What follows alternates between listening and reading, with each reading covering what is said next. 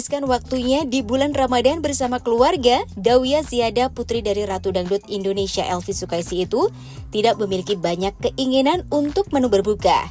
Menurutnya, karena saat ini dirinya sedang dalam proses penurunan berat badan, maka dari itu ia lebih memilih makan makanan yang dapat langsung memenuhi nutrisi serta gizinya. Alasan dirinya menurunkan berat badan, selain untuk kesehatan adalah dirinya ingin agar pola hidupnya itu lebih positif dan lebih baik.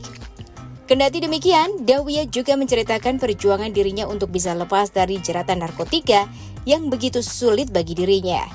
Sebagai mantan pecandu, Dawiyah mengungkapkan dukungan dari keluarga sangatlah penting bagi dirinya untuk bangkit dan juga agar dirinya tetap kuat menjalani kehidupannya. Lantas apakah Dawiyah memiliki cara lain untuk menguatkan diri sendiri saat godaan narkotika hadir kembali? Assalamualaikum warahmatullahi wabarakatuh. Alhamdulillah saya baik, sehat, dan makin lebar. Kesibukan lagi ngapain aja sih Mbak? Aku baru selesai syuting series. Alhamdulillah lagi mau jalan promo sambil Ramadanan juga. Insya Allah mudah-mudahan selamat, sehat, panjang umur, kita habis lebaran kaya. Memaknai Ramadan kali ini seperti apa Mbak Dawiyah? Memaknainya, ya Ramadan ini banyak yang meninggal ya, jadi semakin mengingatkan kita sama kebutuhan rohani yang memang pengen banget bisa kita wujudin gitu. Jadi pengennya selalu dekat sama keluarga, pengennya bisa buka sahur bareng terus gitu kan. Aku juga kalau Ramadan, mama alhamdulillah juga nggak ngambil kerjaan, jadi memaknainya ya supaya bisa memanfaatkan Ramadan ini buat benar-benar mengharapkan ridho dan ampunan Allah. Berarti emang lebih banyak sama keluarga ya saat ini? Iya sih, aku kan memang tinggal masih bareng mama. Jadi ya kadang-kadang masih suka dirampas juga sama kakak Tria. Jadi setiap hari pasti kita harus absen di sana. Maklum anak paling bontot, jadi pasti jadi rebutan. Punya request macem-macem nggak sih soal masakan kalau di Ramadan Mbak Dawiyah sama? Enggak request, enggak banyak request kalau aku. Karena kebetulan juga emang aku lagi naik timbangannya, jadi memang sebisa mungkin yang aku kejar bukan makanannya, justru terawihnya ya. Walaupun itu kan anggap aja kayak olahraga gitu. Karena kan kalau Ramadan aku mau olahraga jujur nggak kan. Terus kemarin pulang syuting series dari Bali timbangan naik, jadi memang justru lagi dikurang-kurangin supaya makan nasinya cukup sahur dibanding yang dulu. Iya, justru karena kemarin itu sudah turun lumayan gitu. Berapa kan lumayan lah, dari 129 jadi 100, kemarin udah sampai 105, sekarang naik 5 kilo, malah sempat udah 102 kemarin itu, cuman karena sakit kan, jadi ya stabilnya sih di 105 dia gitu. Terus kemarin itu ke Bali karena aku di sana diare, jadi akhirnya dokter bilang dokternya bilang jangan deh Dawiyah, jangan diet dulu karena kamu di sini.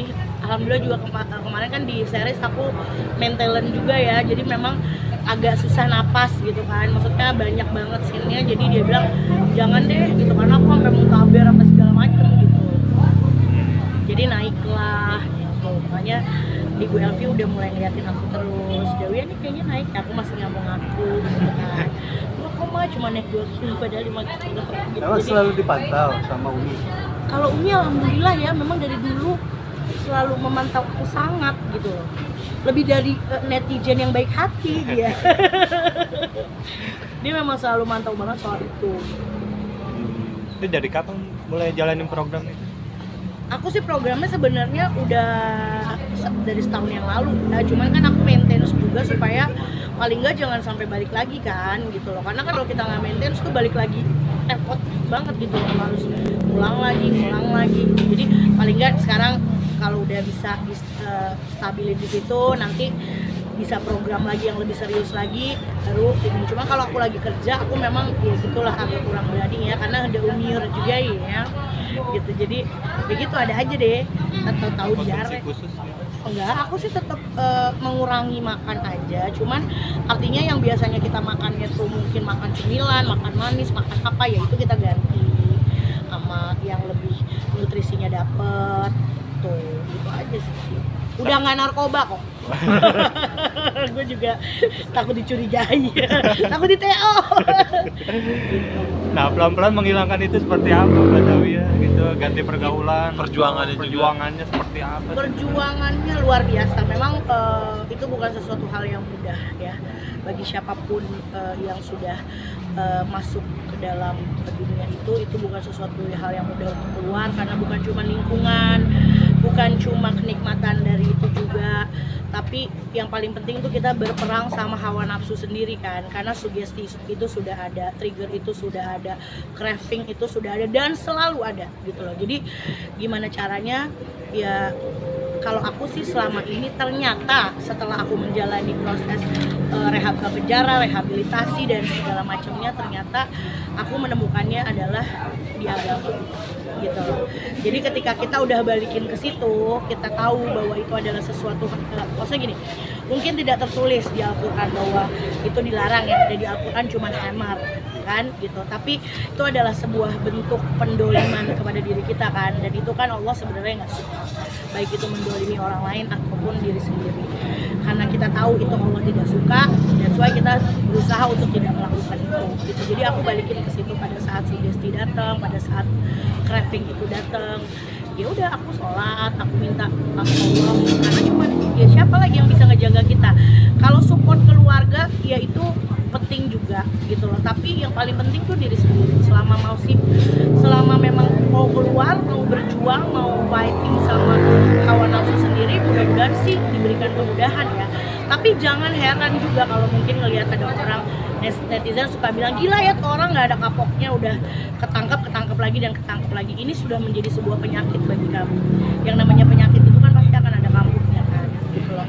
Jadi itulah kenapa judgement orang-orang tuh sebenarnya mempengaruhi sekali mental seorang pecandu gitu loh, yang bikin mereka jadi udahlah, gue juga mau berhenti juga tetap aja gue dianggapnya sudah seperti itu. Nah itu yang jangan sampai terjadi gitu loh, bahwa itu bisa menimpa siapa aja, termasuk Anda yang juga sudah sekarang gitu kan. Jadi memang itu yang harus dijaga banget supaya mereka juga diberikan semangat gitu kan. Makanya aku setiap kali ada yang ketangkep artis pasti aku dihubung-hubungkan, dan aku selalu bilang, Dawia gimana sih mereka kok nggak ada kapoknya? Aku selalu bilang kayak gitu. Kalau mau dibilang kapok, gimana mau kapok orang enak? Iya kan? Gitu loh, gimana kita mau kapok orang itu enak? Kita nggak tahu aja bahwa di dalam udah rusak, kan kita nggak bisa lihat, ya kan?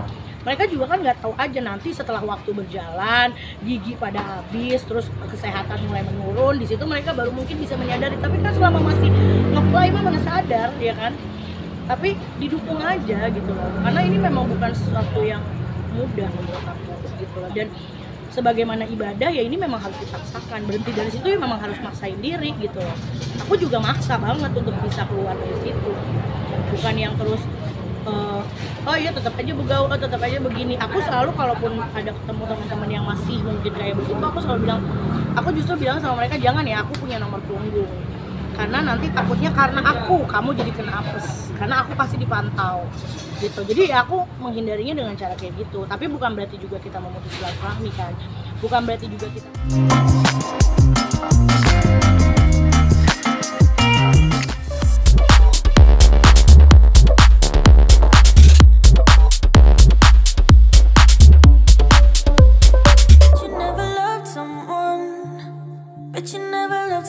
6 tahun vakum dari dunia hiburan tanah air, kini Jenny Cortez kembali hadir untuk kembali menjadi seorang DJ. Sempat merasa stres hingga mengharuskan dirinya untuk pergi ke psikiater, dikarenakan lama tak bekerja di dunia hiburan dan hanya fokus untuk mengurus anak saja. Hal tersebut tidak membuat dirinya menyesal karena telah memberi waktu serta perhatian sepenuhnya untuk putri semata wayangnya itu. Ibu dari satu anak itu merasa di era sosial media saat ini sangatlah berbeda dengan yang dahulu, di mana dirinya mulai belajar untuk mencoba bermain sosial media yang baru seperti live di TikTok. Tak hanya itu, kini Jenny pun telah merubah penampilannya dalam berpakaian. Meskipun kini dirinya lebih tertutup, tetapi dirinya tidak menghilangkan image seksi yang masih terpancar dari aura wajahnya yang cantik itu. Lantas apakah ada larangan yang diberikan oleh sang suami kepada Jenny sebelum kembali bermain DJ? Udah lama sih nggak nongol pemberitaan di TV nih, sibuk apa sih? Kabar baik. Aku lagi sibuk ini sih balik DJ. Terus kan sekarang lagi dunia TikTok ya. Jadi mencoba mengikuti era gitu. Sama ngurus anak pastinya. Suami itu. Comeback lagi dunia DJ mungkin gimana nih, ada kaget kah atau mungkin dunianya berbeda dengan dulu zaman yang sekarang? Beda sih eranya, sosmednya lebih kenceng kalau sekarang dibandingkan dulu, makanya aku mau nggak mau walaupun aku nggak suka live TikTok, mau nggak mau ya aku harus ngikutin. Jadi memang semua pekerjaan itu bisa dapat itu dari TikTok gitu. Jadi mereka ngeliat perform kita, jadi orang-orang klub atau sponsor akhirnya ngelihat kalau kita itu perform seperti apa. Nah mereka kontak dari situ. Tapi cara Kak Jenny buat istilahnya mengenalkan lah ke generasi sekarang kan mungkin belum banyak yang tahu mungkin ya. Caranya gimana sih, ada trik-triknya nggak agar gue sebenarnya udah lama lo berkarir di malah kebetulan itu fans aku yang lama. Jadi di followers TikTok itu, kebetulan fans aku yang lama, yang zamannya aku masih nge-DJ ya kan, masih ber-20-an ya kan. Terus fans berburu juga. Jadi memang usianya udah seumuran aku sama di atas aku. Ada yang di bawah aku juga, tapi memang mungkin mereka tahu aku tuh pas berburu gitu. Mungkin apa sih yang akhirnya membuat dirimu comeback ke DJ? Apakah memang kangen atau memang harus nyari duit lagi nih gitu, atau seperti apa nih Pak? Cari duit juga boleh. Pasti kangen guys, kangen. Karena aku kan pernah berapa tahun ya nggak kerja kan, bener-bener ngurus anak. Nah kayaknya stres gitu aku, ya kan, seperti psikiater gue saking stresnya ya kan. Akhirnya sama suami dibolehin buat balik, cuman memang nggak boleh yang kerja full tiap hari kayak dulu gitu. Jadi harus bisa bagi waktu. ya sekarang Kak Jenny DJ kan istilahnya, iya, istilah DJ kan kayaknya konotasinya seksi gitu. Penampilan masih seksi atau gimana? Gue lah, nanti ibu-ibu di sekolah, aduh mamanya Zeva gitu. Enggak. Jadi lebih agak sopan ya? Sekarang lebih sopan, kayak misalkan aku cuma pakai kayak kaos gitu. Kalau enggak yang cuma kelihatan pusar, tapi ininya pakai rok gitu. Ini udah enggak yang bra-bra gitu, udah ditinggalkan. Kenapa Kak meninggalkan image seksi sekarang? Bukan meninggalkan image seksi, jadi seksi mah itu kan nggak bisa hilang ya. Dari pancaran muka kan orang lihatnya pasti seksi gitu. Cuman cara pakaiannya aja udah nggak yang kayak dulu pakai bra doang gitu, udah nggak kebuka banget, itu udah nggak. Malu sama anak udah ngeliat sosmed mulu, TikTok, mama aku lihat ini orang dewasa gitu. Jadi anak aku tuh udah ngeliat, mama aku mau lihat dong mama waktu jadi orang jahat gitu di TV gimana. Ya, yang bisa gue kasihnya cuman gue jadi TKW doang, main film di Malaysia. Tapi anak berarti kritis banget sekarang. Kenapa? Anak kritis. Iya, banyak nanya tentang aku ya kan, main film apa, DJ. Aku kasih lihat Maya kalau dia, mama aku mau lihat dong mama DJ ke semalam gimana gitu. Dia tahu aku live kan, nih aku kasih lihat gitu, ini kayak gini DJ-nya. Jadi dia pakai baju lah, nanti ikutan anak gue. Tapi izin sama suami gimana sih dapat izinnya? Akhirnya adakah pakem-pakem yang harus? Ada pakemnya udah nggak boleh pakai yang seksi banget, misalkan pakai yang bra gitu, enggak. Terus yang pasti nggak boleh centil-centil sama laki ya. Terus harus kayak live gitu kan, pasti fans aku genit sama aku kan. Jangan sampai ada laki yang nge-DM terus kita bales, udah transfer berapa langsung kita balas-balas, itu nggak boleh. Tapi kasih kepengertian ke anak gimana Kak Jenny? Kalau perhatian ke anak, full perhatian, makanya dia lembut banget hatinya. Dan ngasih pengertiannya gimana dulu mama seperti DJ? Dia bilang gini, dulu mama itu artis terkenal ya, YouTuber terkenal gitu. Itu aku yang lucu gitu kan dengarnya. Oh oke, aku juga mau dong ya, jadi YouTuber terkenal, subscribe-nya 1 juta ya gitu. Jadi aku mau nggak mau memang harus harus bikin image-ku ya baik lah gitu, karena kan memang dia mau lihat aku, kayak aku live aja dia lihat aku syuting, dia pasti pengen nonton gitu. Jadi nggak mungkin lah Jenny Cortez pakai bikini lagi. Berarti ini tipenya untuk DJ ini memang live sosmed ya, enggak tubar. Bar to bar ya, kalau ada harga yang cocok ya masih gitu. Kadang kan sekarang harganya pada turun kan, harganya pada turun, beda sama yang zaman gue dulu gitu kan. Mungkin satu gara-gara pas pandemi kemarin ya kan, jadi harganya jauh banget sama harga yang lama. Aku masih usia 20-an ya gitu. Jadi kalau emang ada harga yang tinggi baru diambil. Jadi maaf, ada rasa nyesel nggak dulu tampil gitu seksi, sedangkan anak sekarang menilai kritik seperti itu? Nah itu kan proses hidup, perjalanan hidup. Jadi aku nggak nyesel, malah jadi aku tahu nanti ke depannya aku ngedidik anakku itu seperti apa gitu ya kan.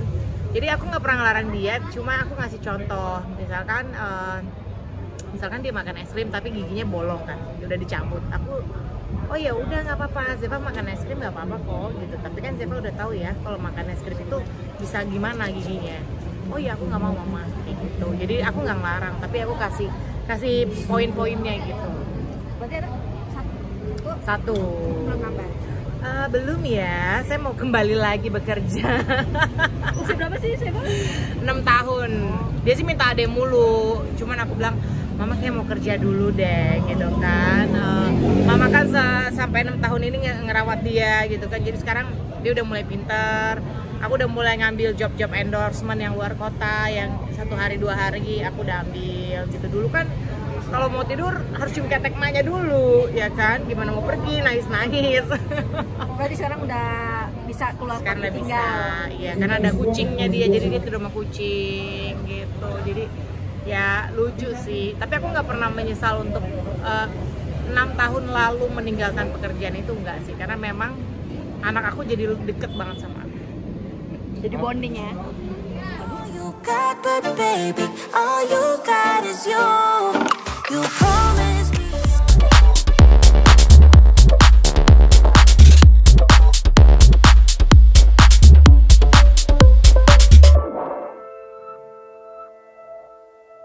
Beberapa waktu lalu, presenter kondang Ruben Onsu menceritakan tentang mimpinya bertemu dengan mendiang Olga Saputra dan Julia Perez. Ayah 3 anak itu mendapatkan mimpi bertemu 2 mendiang sahabatnya itu saat jatuh sakit pada April 2023 lalu. Dalam mimpinya, ketiganya asik jalan-jalan dan makan bersama. Dirinya tak bisa mengingat dengan jelas detail mimpinya. Namun ia merasa bahwa pertemuan itu terasa nyata, seolah-olah seperti kebiasaan mereka di masa lalu. Lantas seperti apa Ruben Onsu menanggapi mimpi tersebut? Waktu sakit kan, dan dia mau menceritakan pas menurutku dia penerus memberikan pertanyaan yang tepat kan, nggak mungkin gue sengaja gue cerita ya di saat pertanyaan tepat ya itu jawabannya. Dia bercerita ya. Oh iya kan waktu di ICU kemarin dia memang dia sedang berjuang ya, beradu gitu, maksudnya pada saat itu saya juga lagi nunggu darah gitu. Terus dia sadar nggak sadar kan, jadi mau ngomong kan banyak tidurnya gitu kan, dia ICU kan. Nggak ada keingetan memang pas lagi kan, kalau gitu kayak bisa kesemsem ya gitu. Kalau ini nggak sama sekali, aku normal biasa aja. Pokoknya pada saat itu sakit ya nerima aja situasinya ya. Pas lagi di ruangan ICU itu kan cuma berpikir, nggak kepikiran gue ada di ruangan ini doang. Gelap mungkin obat suntikan kan, terus tuh udah hilang deh. Nah, dari situ tuh udah mulai sadar nggak sadar. Kok berapa lama sih kok di mimpi ini? Mungkin berapa kali gitu kok? Kalau berapa lama kan kita kalau tidur mah nggak bisa kehitung kayak gitu kan. Tapi pada saat itu saya jalan, pokoknya makan kayak biasa deh. Kayak suasana kita makan, pokoknya habis balik kita kemana lagi yuk gitu. Terus ya udah dia nyuruh saya balik. Biasanya kan jalan lagi, pokoknya di mimpi itu saya disuruh balik aja sama dia. Udah saya balik. Tapi jadi kepikiran nggak sih masuk di mimpi ini? Kepikiran iya, tapi saya malah mengartikan oh iya dia mungkin nyuruh saya balik karena mungkin belum kali ya gitu.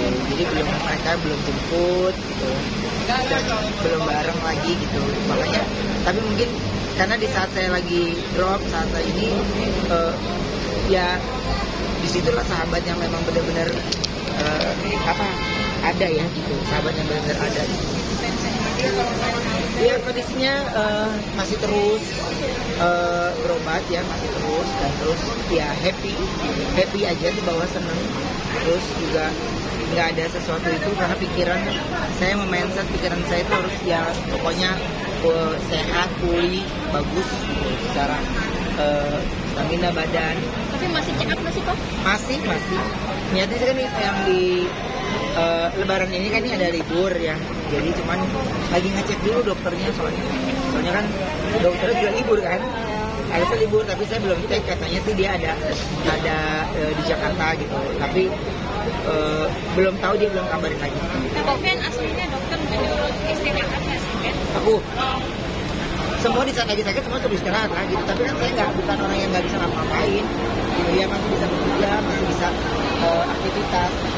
Cuman ya kalau secara kondisi, secara badan ya harusnya bisa punya sayang sama diri gitu. Tapi gangguan bisnis itu aslinya masih ada nggak sih Ben sampai sekarang? Cara kayak gitu, ya udahlah, susah mau dibahas mah. Jadi biarin saya telan sendiri kalau kayak gitu mah, saya nggak saya rasa. Makanya kalau saya mindsetnya menyangkut. Oh nggak ada kaitannya sama itu, nggak ada sama sekali. Itu nggak ada sama sekali. Cuman kalau saya bercerita tentang yang lagi saya rasakan di situasi kayak gitu ya, itu berbeda banget karena kan memang dia ada jam-jamnya, ada udah kalau lagi di jam-jamnya lagi serangan tuh udah bener-bener dahsyat deh pokoknya. Tapi saya kalau mbak tanya saya cuma gini, pokoknya kalau orang yang sensitif, orang yang bener-bener dia bisa tahu gitu pasti dia tahu. Nggak perlu saya ceritain, dia dari pandangan mata saya dia pasti tahu, dari gestur saya dia pasti tahu gitu. Jadi saya jadi kayak selalu kalau ngeliat ada orang yang kayak gitu, jangan-jangan dia tahu nih ya gitu. Saya lebih kurang nyaman kalau lu jaga diri ya. Sebel kok kalau kayak gitu. Jadi udah biarlah, gue punya Tuhan kan. Jadi biar mungkin gue diingatkan untuk lebih mendekat sekarang ini. Lama-lama jadi nikmatin kalau saya nyanyi sendiri gitu. Cuman sekian banyak orang yang ngomong itu ya semua jenisnya sama gitu. Semua jenisnya sama. Pokoknya kalau saya cuman ceritanya kalau yang saya lagi jalanin ya saya ikhlas aja. Ikhlas.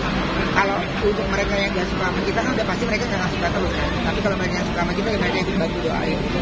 Cuman kalau saya di sini berpikir cuman mengarahkan pikiran positif itu kan susah. Tapi kan kalau kita nih kalau lebih diganggu ya arahin negatif aja. Dan saya tuh tidak mau menuduh siapapun, tidak mau melibatkan siapapun. Tapi kalau saya berbagi sharing dengan yang kayak gini ya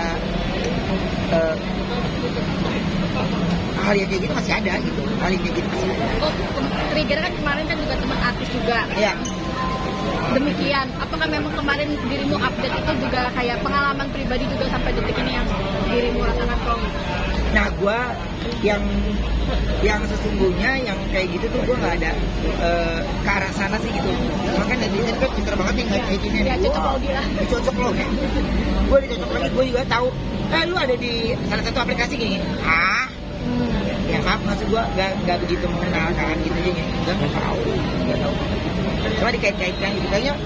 Padahal gini, kan kadang-kadang kalau kita habis nonton film nih, ada kata-kata yang bagus, kita suka petik ambil, atau lewat di explore, ambil, nggak ada kaitannya padahal. Cuma kan netizen yang lama. Oh netizen mah heboh, netizen yang dia selalu kait-kaitin gitu.